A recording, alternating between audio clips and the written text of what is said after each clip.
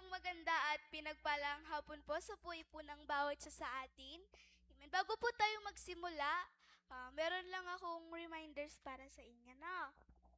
So, kung gusto nyong mag-CR, meron po tayong CR sa kanan ko at sa kaliwa nyo naman po. And kung kukuha man po kayo ng tubig, meron po tayong mga ate at kuya dyan. Pwede po tayong humingi po ng pakiusap sa kanila na sila na lang po yung kumuha ng tubig. At kung at sa Word of God naman po, sana po walang tayo ng tayo para no distractions po pag Word of God na po. So, ah, nagagalak po ba kayo ngayon? Nagagalak po ba kayo ngayon? Amen. Sabihin nyo nga po sa katabi nyo, kapatid. Masaya akong narito ka. Amen. Dapat po, kinagagalak nyo po bang kasama yung katabi nyo? Kinagagalak nyo po bang kasama yan?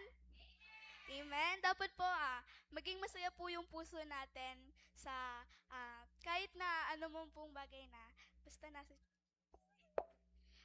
Ready na po ba kayo? Ready na po ba tayong umawit? Ready na po ba tayong umawit? Sige po, bago po tayo umawit, pangunahan muna po tayo ni Ate Jamila, punsalaan para po sa ating pambungad na panalangin.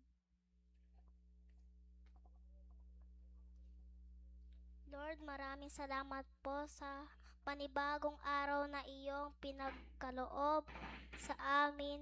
Gabayan niyo po kami at tulungan niyo po kaming maging matagumpay at sa aming mga pagsusumikap at ipagkaloob niyo po sa amin ang inyong biyaya at proteksyon sa buong maghapon. Sa pangalan ni Jesus, Amen.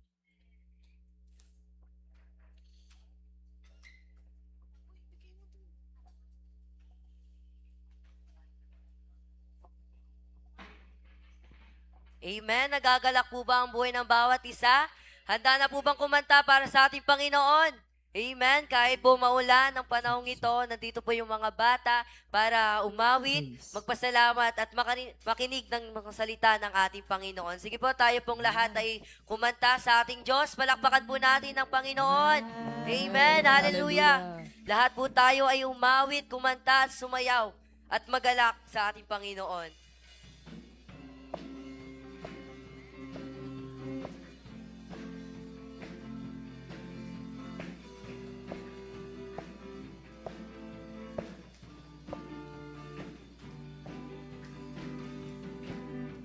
Susigaw ang buti sa lahat ng panahon, di ka nagbabago. Tapat kang ang tunay, kaya naman ang puso ko'y nagpupuri. Nagpapasalamat sa iyong kabutihan,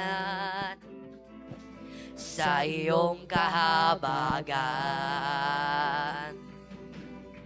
Jesus, ikaw ay mabuti sa lahat ng panahon, di ka nagbabago. Tapat kang ang tunay, kaya naman ang puso ko'y nagpupuri.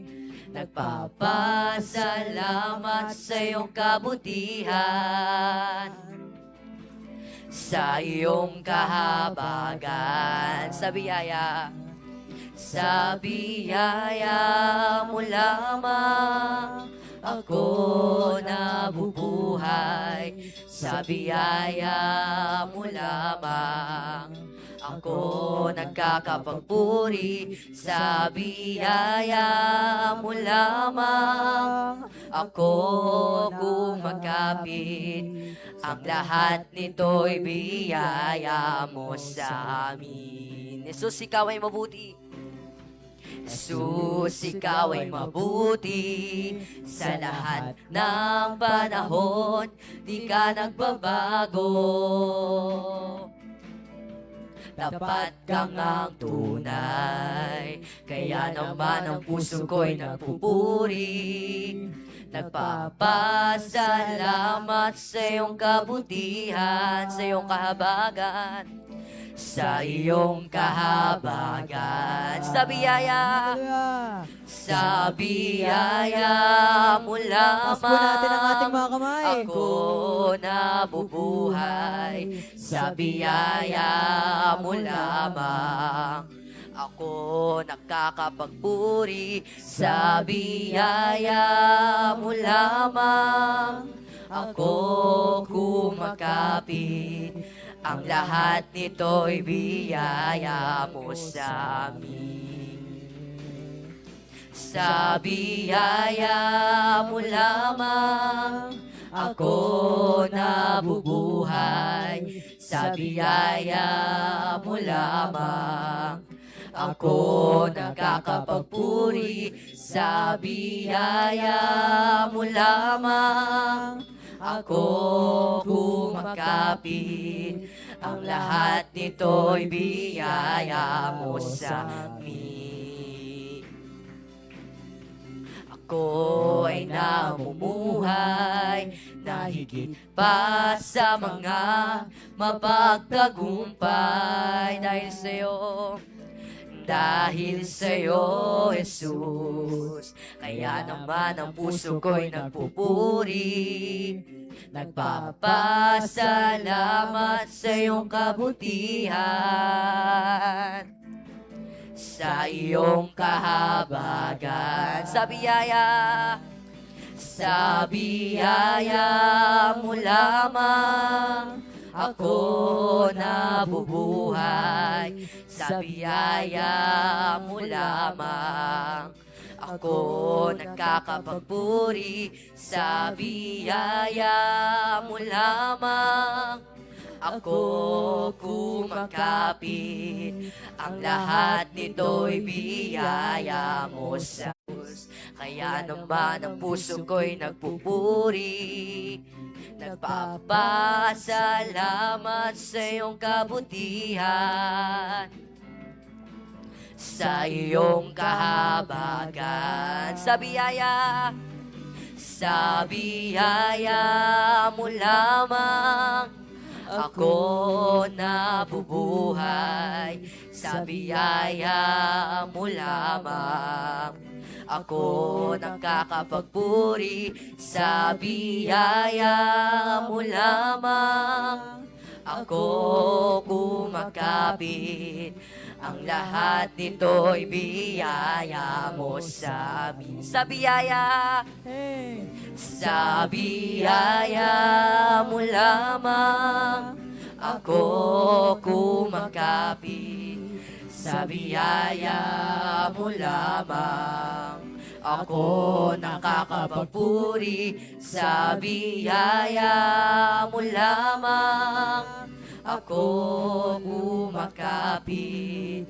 Ang lahat nito'y biyaya mo sa amin. Minsan pa sa biyaya mo lamang ako nabubuhay. Sa biyaya mo lamang ako nagkakapagpuri. Sa biyaya mo lamang ako kumakapit. Ang lahat nito'y biyaya mo sa amin. Sa biyaya mo lamang ako nabubuhay. Sa biyaya mo lamang ako nagkakapagpuri. Sa biyaya mo lamang ako kumakapit. Ang lahat nito'y biyaya mo sa amin. Ang lahat nito'y biyaya mo sa amin. Ang lahat nito'y biyaya mo sa amin.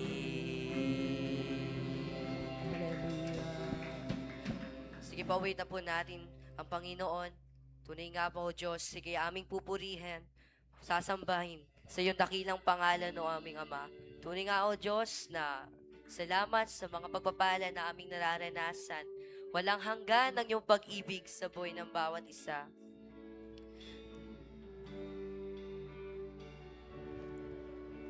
Walang hanggan, katapatan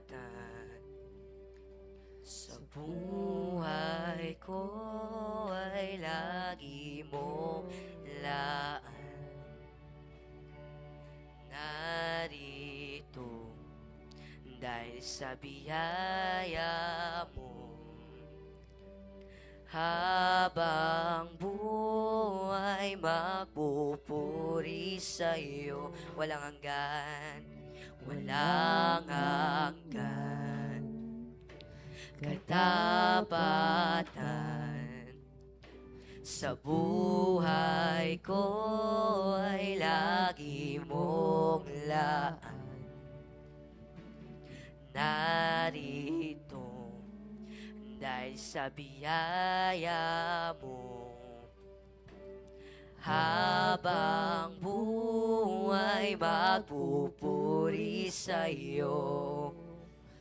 Pupurihin ka sa awit, itataas ang aking tinig, itatanghal sa buhay ko'y tanging ikaw, O Diyos. Higit pa sa kalangitan, ang iyong kaluwalhatian, kadakilaan mo'y di mapapantayan. Walang hanggan, walang hanggan, katapatan sa buhay ko ay lagi mong laan. Narito dahil sa biyaya mo, habang buhay magpupuri sa iyo. Pupurihin ka sa awit, itataas ang aking tinig, itatanghal sa buhay ko'y tanging ikaw, O Diyos. Higit pa sa kalangitan, ang iyong kaluwalhatian, kadakilaan mo'y di mapapantayan.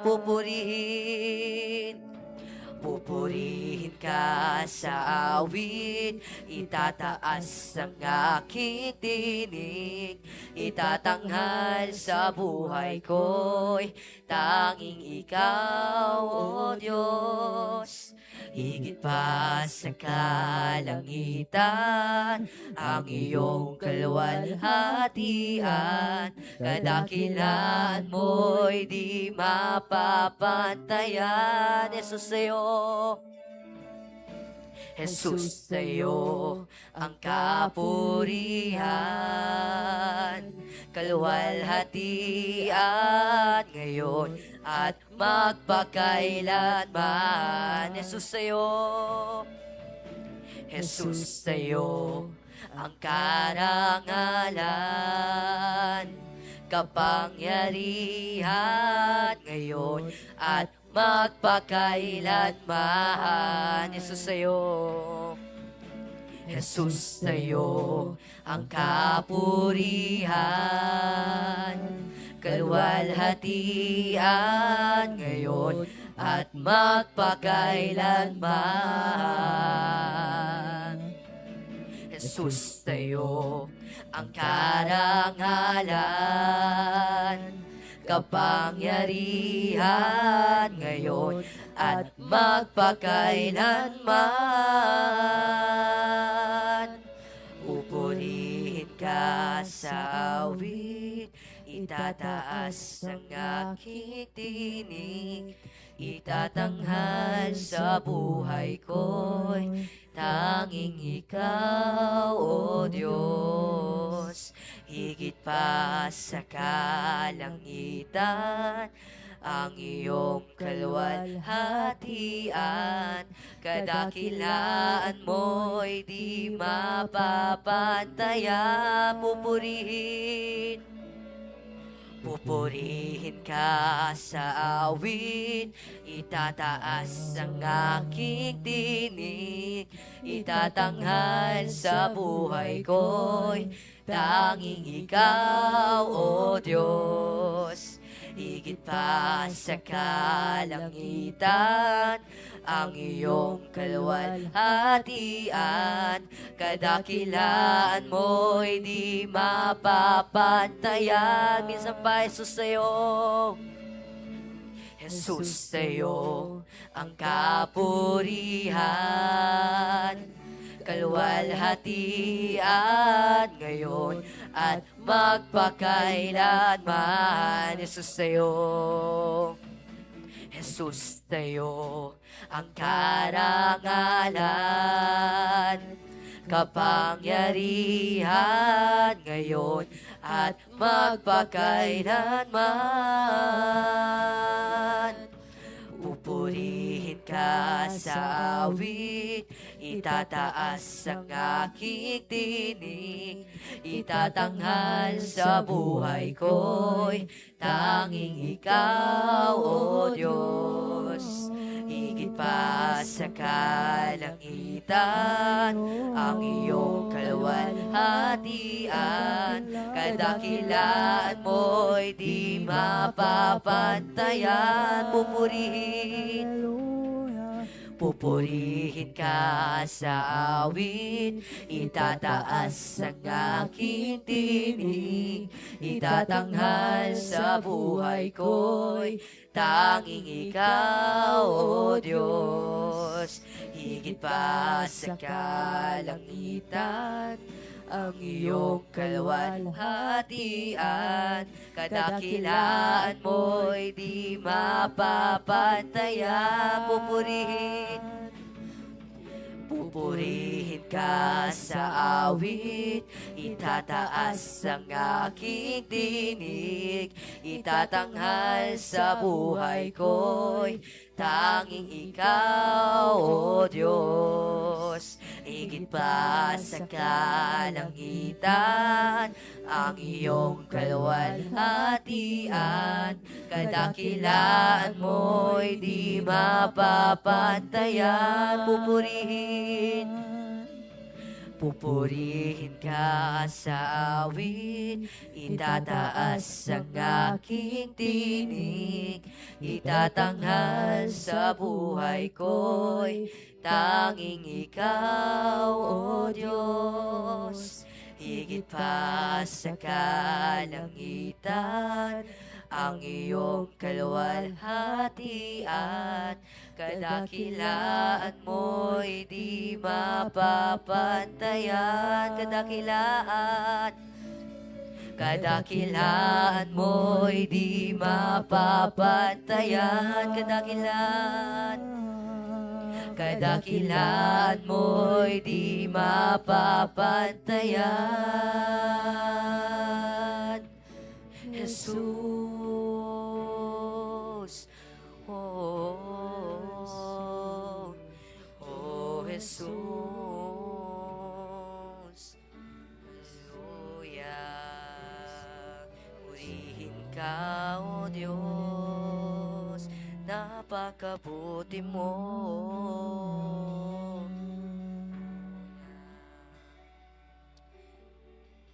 Salamat o Ama sa iyong dakilang pag-ibig sa buhay ng bawat isa. Wala po kaming ibang hangarin, O Diyos, kundi itanghal, itaas ang iyong dakilang pangalan sa buhay ng bawat isa. Tunay nga, O Diyos, sa iyo lamang nararapat, O Diyos, ang karangalan, ang kalwalatian. Sa iyo lamang, O Diyos, na dapat maibigay. Salamat, Panginoon, sa mga talento na aming nararanasan. Salamat, Panginoon, sa kalakasan, sa buhay, O Diyos. Wala po kami dito, Lord, dahil sa kung wala po kami, Panginoon, kung wala po ang iyong pagsama sa buhay ng bawat isa. Salamat, O Diyos, na kahit po, Panginoon, ano man pong maging sitwasyon, kahit ano man pong maging panahon, ay nananatili kang tapat At wala pong ibang hangarin ng buhay ng bawat isa, kundi kay masamba, kayo ay madakila, Panginoon, sa buhay ng bawat isa, Panginoon. Kaya marapat lamang, O Diyos, maibalik sa iyo ang tunay na papuri, parangal at pagsamba, sa pangalan ni Jesus. Amen. Amen.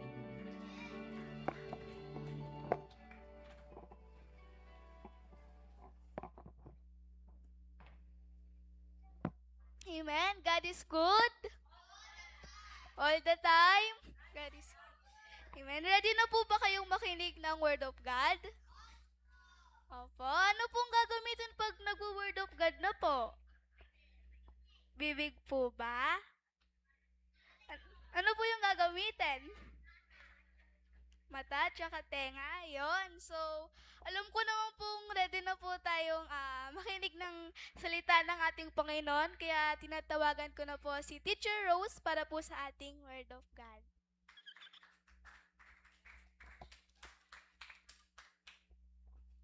Thank you po. Thank you, Ate Princess. So, ayan. Wait lang.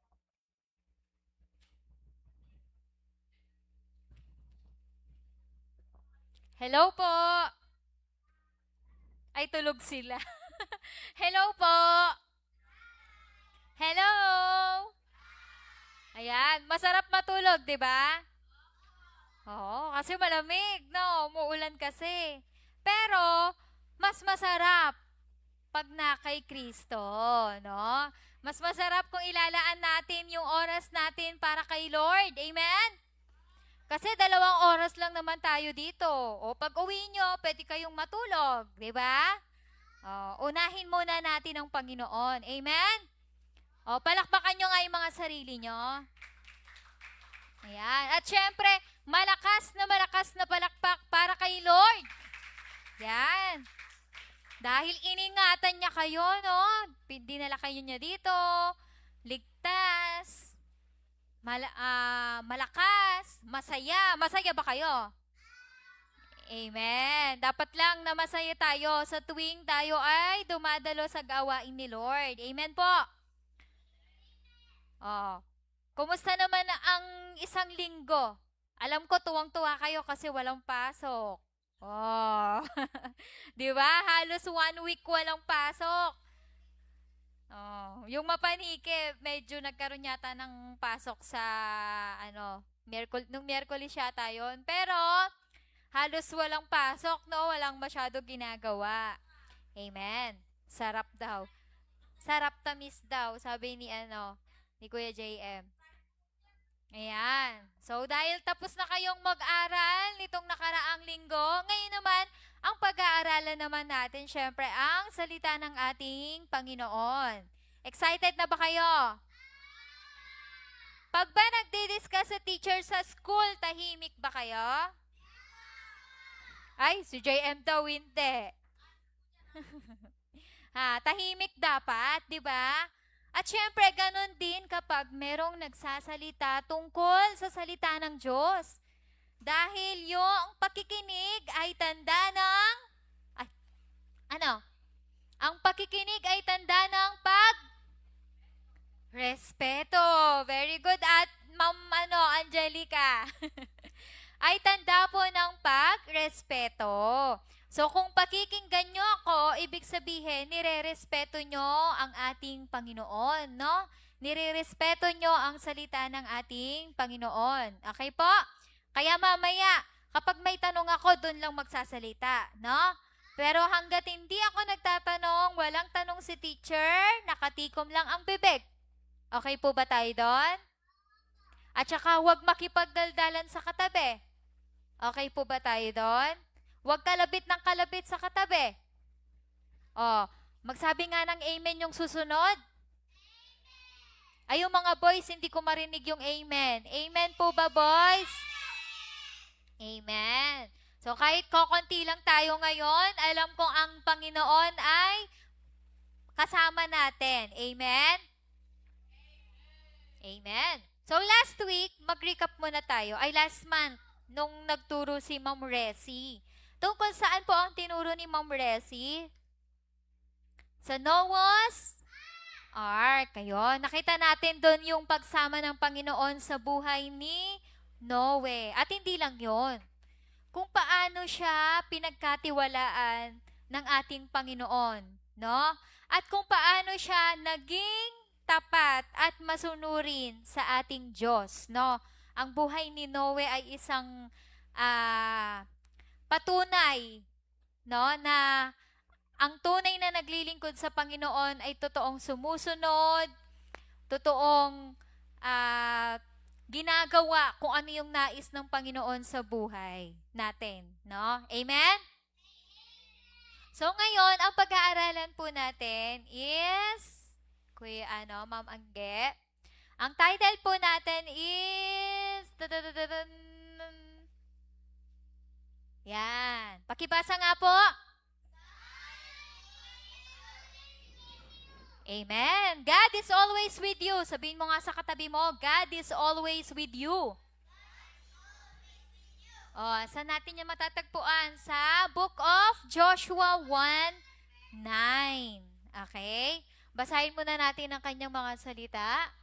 Joshua 1:9. Yan. Magpakatatag ka at lakasan mo ang iyong loob, sapagkat ang Panginoon mong Diyos ay sumasa iyo saan ka man pumunta. Amen. So, bago tayo magpatuloy, tayo muna ay sumaglit na manalangin. Amen. Tayo po ay pumikit at manalangin. Panginoong Diyos na dakila at makapangyarihan po sa lahat. Panginoon, maraming salamat po, O Diyos, sa buhay at kalakasan na meron po kami ngayon, Ama. Lord, maraming salamat, O Diyos, sa mga blessings, sa pag-iingat mo sa amin, O God, upang makarating po kami ng safe and sound dito sa bahay panambahan mo, Ama. Lord, ano man nakikita mong karumihan sa aming pong buhay, especially, O Diyos, sa buhay ko, Ama, patuloy mo po kong linisin, upang, Lord, malaya kang makikilo sa akin, O God. Lord, patnubayan mo ko, Diyos, ang tanging maihayag lang sa hapong ito, O God, kundi yung mga salita mo, O Diyos. Wala pong ibang malabas sa aking bibig, O God, kundi yung salita mo lamang, O God, at kung ano yung nais mong ipahayag sa mga batang ito, O Diyos, gamitin mo lamang po akong instrumento, Ama. Lord, maraming salamat. Patuloy kang manguna, mangusap, maghari sa aming pong mga buhay. Sa iyo po namin maingat na ibinabalik ang walang hanggang papuri, pangarangal at pagsamba sa pangalan ni Jesus. Amen. Amen. So, ang pag-aaralan po natin ay galing po sa Joshua 1:9, sa Book of Joshua 1:9. So, ulitin po natin, ha? Magpakatatag ka at lakasan mo ang iyong loob, sapagkat ang Panginoon mong Diyos ay sumasa iyo saan ka man pumunta. Napakagandang verse, no? Anong sabi? Magpakatatag. Ano ba ibig sabihin ng magpakatatag? Ha? Ibig sabihin, strong. In English lang yan, ano? Ibig sabihin, hindi ka matitinag. Amen? Hindi ka, ayan sabi pa niya, lakasan mo ang iyong loob. Ano ba ang kasalungat ng malakas ang loob? Ha? Natatakot, no, di ba? Ang sabi diyan, huwag daw tayong matakot. Lakasan lang daw natin ang ating loob. No, kahit ano pang harapin natin, ano daw gagawin? Magpakatatag at lakasan ang loob. Bakit? Sabi diyan, sapagkat ang Panginoon mong Diyos ay sumasa iyo saan ka man pumunta. No? Naniniwala ba kayo doon? Ha? Na ang ating Diyos ay laging nasa atin. Kahit saan man tayo magtago, nakikita niya kayo? Naniniwala ba kayo doon? Ha? Halimbawa ako, gusto kong magtago. Maghuhukay ako ng sobrang lalim. Sa tingin nyo, makikita kaya ako ng Panginoon? Yes. Wala tayong maililihim sa ating Panginoon, no? Kahit saan tayo pumunta, kahit pumunta pa tayo sa pinakatagong lugar, pumunta pa tayo sa pinakamalalim na lugar, pinakaibabaw na lugar, hindi tayo makakapagtago sa Kanya. Amen? Amen po ba? Dahil ang ating Diyos ay all-knowing God. No? Lahat, nakikita niya, lahat, alam niya. Amen? Kaya kung ikaw may ginawa ka, halimbawa nangupit ka kay mami ng piso, wala namang, sasabihin mo, wala namang nakakita eh. Hindi. Nakikita ka ng Lord. No? Halimbawa naman, meron kang ginawa. Ay, wala namang nakakitang tao eh. Di naman ako nakita eh. Hindi. Ang Diyos ang nakakakita sa atin. Amen? Kaya dapat iwasan natin gumawa ng mali. No? Iwasan natin gumawa ng masama. Huwag nating sabihin na wala namang nakakakita. No. Alam nyo ba yung salitang yon ay tukso siya. No? Kasi kapag naisip natin wala namang nakakakita, nakakagawa tayo ng mali. Mali yun. Okay? Lagi natin iisipin, nakikita ka tayo ng Diyos. Sabi mo sa katabi mo, nakikita ka lagi ng Diyos. Amen? Naniniwala kayo doon, di ba? Na nakikita tayo lagi ng Diyos. Nakasama natin ang Diyos. So, meron akong tatlong bagay na gusto nyong matandaan ngayong hapon. So, number 1, syempre sabi dyan, di ba, God is always with you. Sabi dyan sa number 1, God is with you wherever you go. Sabi mo nga sa katabi mo, God is with you wherever you go. Oh, alam nyo, kilala nyo si Abraham? Ayan, very good. Si Abraham, siya po ay inutusan ng Diyos na sabi niya, dumako ka sa lugar na ituturo ko sa iyo. Sabi ng Diyos kay Abraham. Anong ginawa ni Abraham? Sumunod siya. Kung saan siya pinapunta ni Lord eh. Pero, hindi po siya pinabayaan ng ating Panginoon. Amen? Sinamahan pa rin siya ng ating Panginoon. Yung buhay din, actually, ang dami eh. No? Ang daming mga story sa Bible na talagang pinakita ng Diyos kung gaano niya sinamahan ang kanyang mga lingkod. Katulad sa buhay ni Joseph, yung Joseph the Dreamer, di ba? Oh, nung una, kasama niya yung mga kapatid niya, tapos binenta siya, napunta siya sa Israel. Pero hindi siya pinabayaan ng Panginoon doon. Amen? Kaya tandaan po natin ito, God is with you wherever you go. Sabi dyan, He never leaves us. Hindi niya tayo iiwan. Sino dito ang natatakot sa dilim? Ayan. Alam ko kapag mga bata talagang ganyan, no? Natatakot pumunta sa madilim. O, sino dito ang pag may pinuntahang bagong lugar, natatakot siya sa lugar na yon? Wala. Halimbawa, pumunta kayo ng saan bang malayong lugar? Pumunta kayo ng Hulo. Pakalayo, dulo ng sa Hulo. First time nyo sa lugar na yon. Hindi ba kayo matatakot? Syempre makakaramdam tayo ng takot. Ako din. Pag halimbawa, meron akong pinuntahang bagong lugar, natatakot ako minsan, lalo na sa mga taong nakapaligid. Syempre, hindi mo naman sila kilala. Pero, ang sabi ng Panginoon, God is with you wherever you go. No? Kahit saan man po tayo pumunta, sino kasama natin? Si Jesus. Okay? Sino dito ang nakapunta na sa iba't ibang lugar? Sige nga. Si Ate Gia, saang lugar ka na nakapunta? Sa Batangas. Malayo din yun pero, nakauwi ka, di ba? Kasi, bakit kaya nakauwi ka, Ate Gia? Ha? Bakit nakauwi ka? Kasi? God is with you. God is with you. God is with you, no? Iningatan daw sila ng Panginoon. Amen? Kahit saan sila pumunta, iningatan sila ng Lord. Yung proteksyon ng Panginoon ay nasa kanila. Kaya nakauwi sila ng ligtas. Amen? O, sino pa dito? O, si Audrey, saan lugar ka, nakapunta na? Yung pinakamalayong napuntahan mo? Sa Baguio.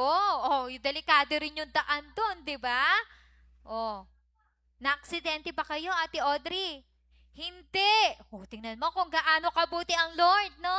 Iningatan niya kayo. Iningatan niyo yung driver. Iningatan niyo yung mga makakasalubong nyo. Amen? Kaya kapag umaalis tayo, mga anak, tandaan natin, mag-pray tayo lagi. Amen? At kapag nagpe-pray tayo, hindi lang yung sasakyan natin yung ipag-pray natin. Ipag-pray din natin yung mga makakasalubong natin, yung makakasabayan natin. Di ba? Kasi syempre, kung iingatan ka nga ng Panginoon, kaya lang yung makakasabay mo pala maaaksidente, baka madamay ka. No? So, kapag nagpe-pray tayo, pag-pray din natin yung makakasabayan natin, makakasalubong, maging ligtas yung daan, yung driver, yung sasakyan. Amen? Amen. So, syempre, hindi naman tayo magiging ligtas ng ganun-ganun lang. Kailangan nagpe-pray pa rin tayo. Amen? Yun yung pinakamagandang sandata or baon na madadala natin sa pagbabiyahe natin. Ang panalangin. Amen? Amen. Okay, tandaan po natin, kahit saan man po tayo pumunta, nasa school man yan, nasa bahay, hindi pa naman kayo nagtatrabaho. Kung saan man kayo magbabakasyon, laging kasama natin ang Panginoon. Amen? Ano nga ulit yung number 1 natin?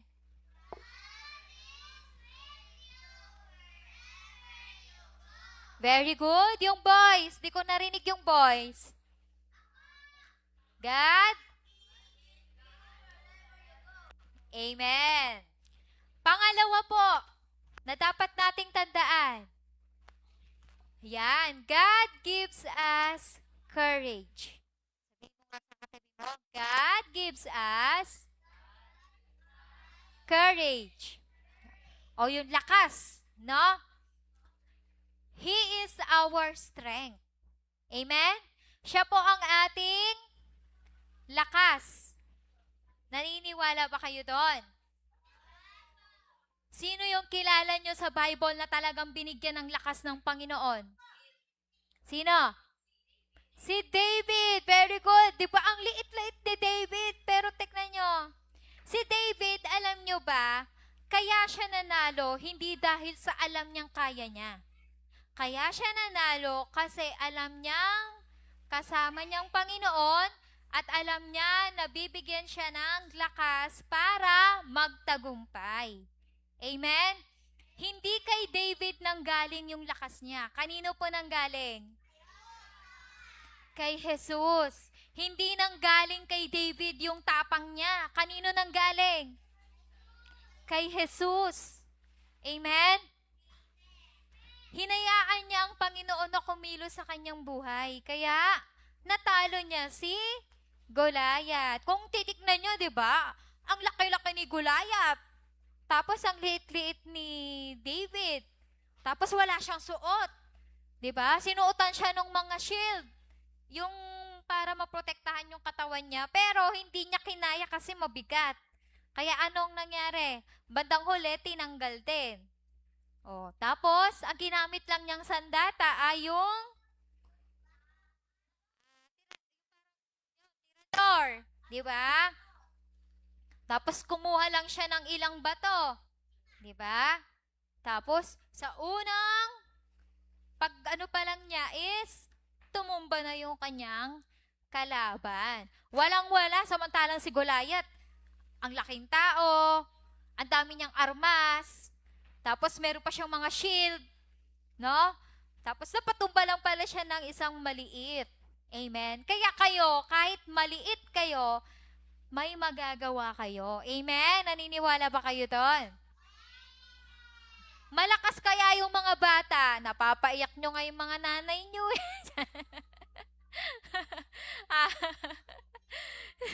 Tama po ba, mga mami? Dahil sa kakulitan? Hindi. Yung mga bata dito, mababait na. Amen? Pag sinabi ni mami na no, no, no. Pag sinabi ni mami na yes, yes. Na?